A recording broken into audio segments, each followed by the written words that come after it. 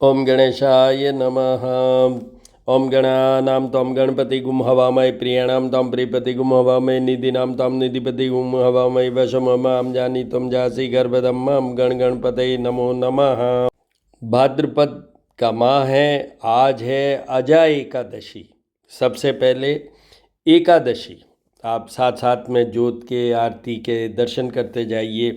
जो हमारा मूर्तियों का विग्रह है, देखिए भगवान विष्णु को आज की डेट में, भगवान कृष्ण को आज की डेट में, क्योंकि एकादशी है इसलिए जनेऊ भी धारण करवाई गई है और उनका विशेष पूजा है। बृहस्पतिवार है इसलिए केली के पत्ते से भी पूजन किया गया है। तो अब मैं आपको ये बताना चाहता हूँ कि एकादशी का महत्व, माह में 2 बार एकादशी आती है, शुक्ल पक्ष और कृष्ण पक्ष की 11 या एकादशी तिथि। उसमें मेन चीज़ है, ये विष्णु से जुड़ी हुई तिथि है। तो इसमें विशेष क्या है? विशेष ये है कि विष्णु जी हमारी जीवन की जो जर्नी है उसको चलाते हैं, कंफर्टेबल बनाते हैं, सुख, उसमें सब चीज़, सुख, सौभाग्य, धन, संपत्ति, ये सारा विष्णु जी हमारे लिए अरेंज करते हैं। मैं बड़ी सिंपल लैंग्वेज में बोल रहा हूँ। तो एकादशी का व्रत करने से सबसे पहले आपके जितने भी पाप दोष जितने भी हैं उनसे मुक्त हो जाते हैं। बी ये है, ये एकादशी के व्रत से चंद्रमा सुधरते हैं। तो यहाँ चंद्रमा का भी ध्यान कर लेते हैं। दधिशंख तुषाराभम क्षीरोदार्णव संभवम नमामि शशिनम सोमम शंभोर मुकुटभूषणम। चंद्रमा भी एकादशी के व्रत करने से, जिनके वृश्चिक राशि का चंद्रमा है या जिनके प्लेसमेंट वाइज चंद्रमा 6th, 8th and 12th house में प्लेस्ड है, 3rd हाउस में प्लेस्ड है, जन्म कुंडली की बात कर रहा हूँ, जन्म के समय जो बनाई उसमें, तो उन सब के लिए ये एकादशी का विधान करना ही चाहिए। भगवान विष्णु की अभिषेक कीजिए पुरुष सूक्त के साथ, उससे खाली चंद्रमा ही नहीं सुधरेंगे। भगवान विष्णु तो 2 ग्रह तो सीधे सीधे से जुड़े हुए हैं, एक है बृहस्पति और एक है शुक्र, क्योंकि माँ लक्ष्मी का भी पूजन इनके साथ होता ही है। तो अब सुनिए, अभी बृहस्पति वृषभ राशि में चल रहे हैं और मई 2025 तक चलेंगे। बीच में ज़रूर अक्टूबर में वक्री होंगे, जब पीछे मुड़ेंगे उस समय तो मैं बताऊंगा ही आपको। बृहस्पति ये वृषभ राशि में है। तो देखिए, सबसे कमज़ोर हैं ये तुला राशि के, क्योंकि वो उनकी राशि से 8th हाउस में है, जो कि सबसे कमज़ोर हाउस माना जाता है। उसे हम आयु विचार भी करते हैं।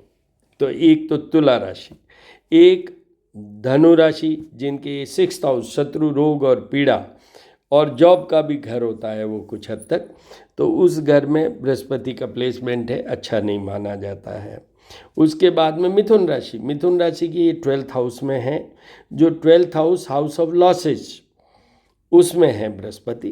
तो उनके भी, बट इनकी एक बचत हो जाती है, शुभ खर्चे भी करने से इनका पूरा हो जाता है।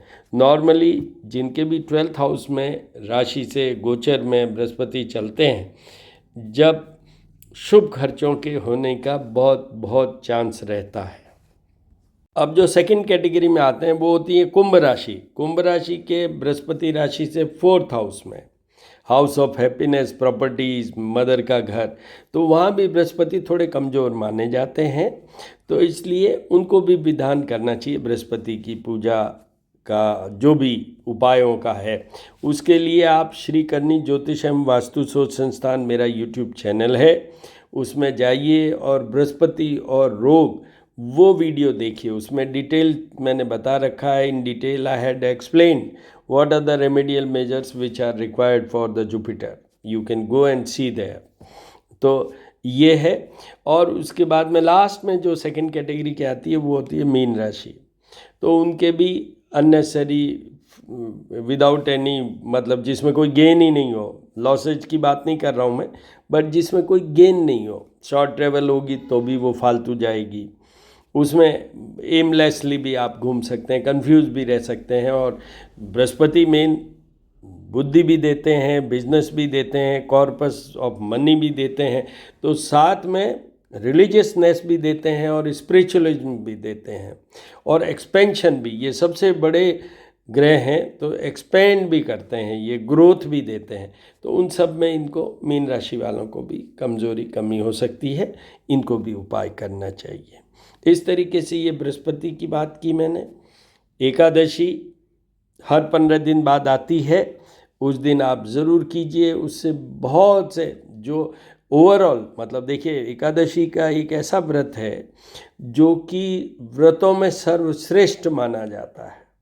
जो सेकंड व्रत है वो प्रदोष है, जो अभी, हाँ ये भी बता दूं आपको, कल बछ बारस है। उस दिन जो मोटा अनाज कह दूं या साबुत अनाज कह दूं, उसका उपयोग होता है, बाजरे का उपयोग होता है। गौ और बछड़ा, मतलब गाय माता और उनके बछड़े की पूजा होती है। इसमें क्या है, इसके पीछे क्या है? इसके पीछे है, आपको संतान जो है नहीं हुई, नहीं हो पा रही है, उसके लिए, फिर संतान हो गई तो उसके लिए भी कि वो संतान अच्छी, स्वस्थमय, धनमय, प्रॉमिसिंग हो, उसके लिए ये बछ बारस का व्रत किया जाता है। आप भी कल कीजिए। आपको कहीं भी ऐसा लगे कि ये व्रत क्या है, इसका महत्व क्या है, तो आजकल तो इतनी सुविधा है, आप गूगल में जाइए और वहाँ पर ये चीज़ टाइप कीजिए, you will get the answer, you will get the answer. Query question हो जिसका आंसर वहाँ नहीं है तो मेरा 9978627397 मेरा नंबर है, उस पर आप व्हाट्सएप मैसेज पे you can send me the message, text message और the recorded, I will certainly answer. तो ये बछ बारस। उसके बाद में और एक चीज़ बताना चाहता हूँ, इस सैटरडे को शनि प्रदोष है, शिव जी से जुड़ी हुई तिथि है ये प्रदोष। वो तो मैं आपको कल बताऊंगा क्योंकि परसों शनिवार है। बट ये एक इम्पॉर्टेंट क्या है कि भाद्रपद के माह में भी शनि का जो भी हमें जाप पूजा या पूजा विधान करना हो तो that is also very appropriate month. और अभी तो ये शनि प्रदोष आ रहा है, वेरी वेरी इम्पॉर्टेंट डेट, तो उस दिन करवा लेना चाहिए। जो भी आपको ब्राह्मणों द्वारा करवाना है, चाहे आप स्वयं भी करना चाहें तो भी कर सकते हैं। उसके लिए मैं आपको ये बता दूं कि शनि के सारे उपाय करने के लिए पहले महादेव का उपाय करना पड़ेगा। उनका अभिषेक कीजिए, रुद्राभिषेक कीजिए, रुद्र सूक्त के साथ कीजिए, चाहे रुद्राष्टाध्यायी के साथ, चाहे लघु रुद्री के साथ, जैसे भी करें आप वो कीजिए। नहीं तो नमः शिवाय के साथ ही जल, दूध, जल चढ़ा दें, उससे करिए। और साथ में ये बता दूं कि शनि के उपायों में मेरा फिर एक अपलोडेड वीडियो है श्री करनी ज्योतिष एवं वास्तु शोध संस्थान पे, वहाँ जाके आप शनि का भी वो वीडियो देख लीजिए, समझ लीजिए। क्वेरी क्वेश्चन हो तो मैंने नंबर बताया, उस पर आप मुझे टेक्स्ट कर सकते हैं।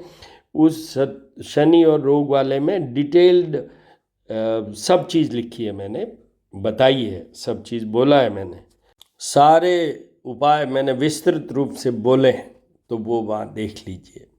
शनि और ये प्रदोष व्रत, इन दोनों में मैं ये बता दूं, कर्क राशि, वृश्चिक राशि, मकर, कुंभ और मीन वालों को तो निश्चित रूप से उस दिन करना ही है।